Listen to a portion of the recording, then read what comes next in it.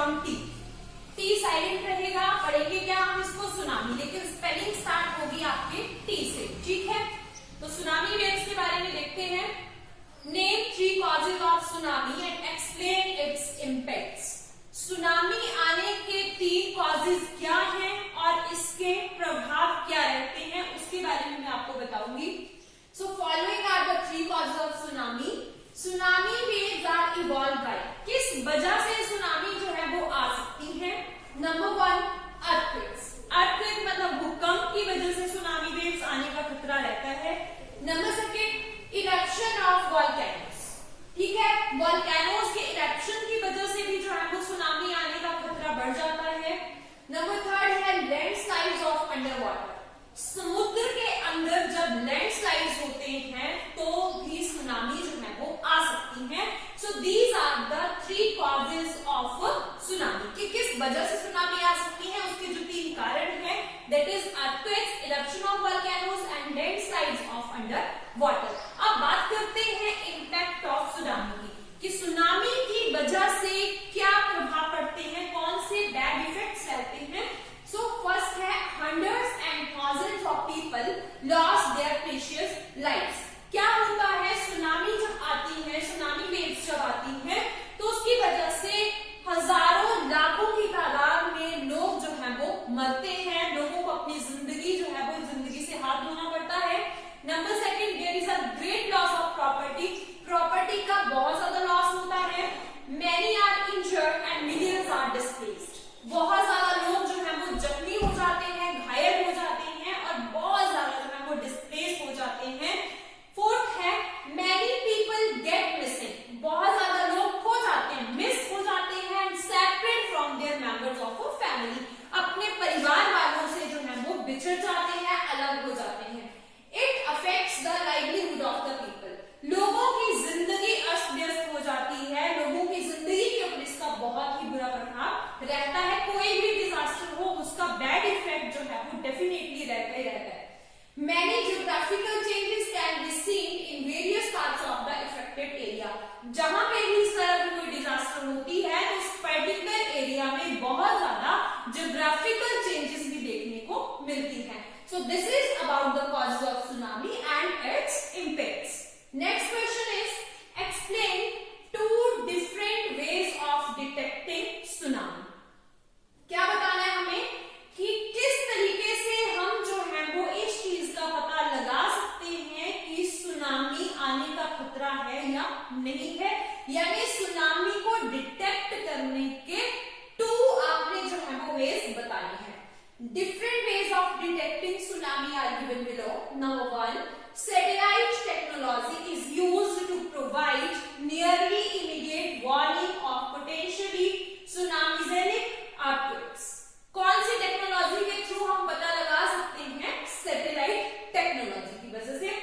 It keeps a sight on the changing of sea water, समुद्र के अंदर कौन से चेंजेस हो रहे हैं, पानी का स्तर बढ़ रहा है या कम हो रहा है, इन सारी चीजों के ऊपर जो है वो सैटेलाइट टेक्नोलॉजी की हेल्प से जो है वो नजर रखी जाती है और इस चीज को डिटेक्ट किया जाता है कि सुनामी वेव्स आने का खतरा है या नहीं।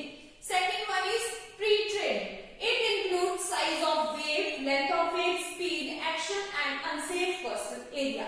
यानी इसमें क्या है, साइज ऑफ वेव के बारे में पता लगाया जाता है, लेंथ ऑफ वेव जो लहरें हैं उनकी लेंथ बढ़ रही है या नहीं बढ़ रही है, स्पीड कैसी है, एक्शन कैसा है और जो कोस्टल एरिया है उसके ऊपर उसका कितना खतरा है या नहीं है। ये सारी चीजें जो है वो इनका पता लगाने के बाद इस चीज को डिटेक्ट किया जा सकता है कि सुनामी आने का खतरा है या नहीं है। Next question, state 2 preparedness measures each in pre, during and post tsunami scenario। क्या कहता है, आपने जो है वो सुनामी आने के पहले, प्री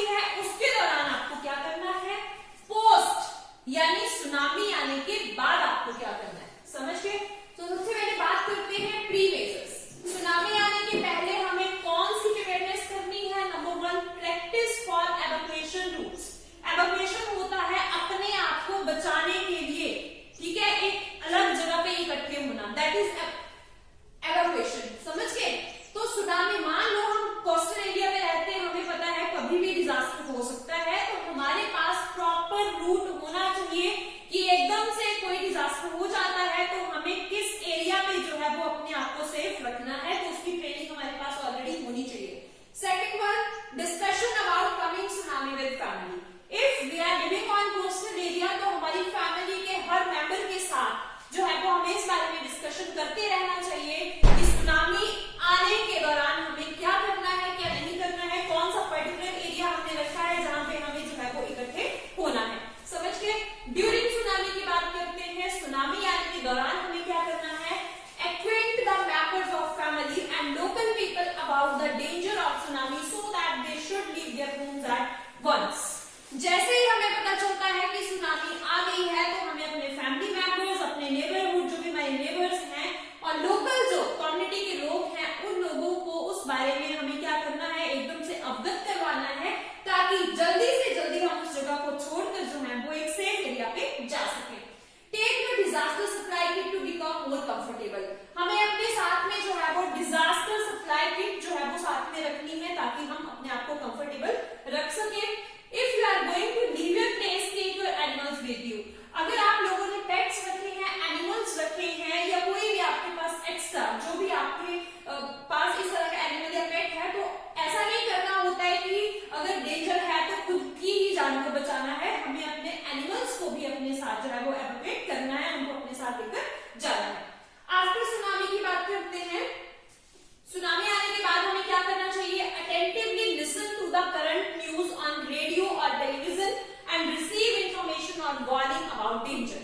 हमें क्या करना है, सुनामी आने के बाद रेडियो पे, टेलीविजन तो चलेंगे नहीं, जब इतना बड़ा डिजास्टर हो गया होगा तो टेलीविजन तो आपके वर्किंग नहीं होगी, तो रेडियो जो है उसके ऊपर हमें क्या करना है, करंट न्यूज को सुनते रहना है, ताकि हमें जो है वो इंफॉर्मेशन, जो भी चेतावनी है, जो भी वहां पे सिनेरियो चल रहा है, उसके बारे में हमें इंपॉर्टेंट न्यूज मिलती रहे। Help the people who need special assistance, in which infants, elderly people, those without transportation and people who are disabled। बहुत इंपॉर्टेंट पॉइंट है, कभी भी कोई डिजास्टर होती है तो सबसे पहले हमें किन लोगों की हेल्प करनी चाहिए, छोटे छोटे जो बच्चे हैं आपके, इन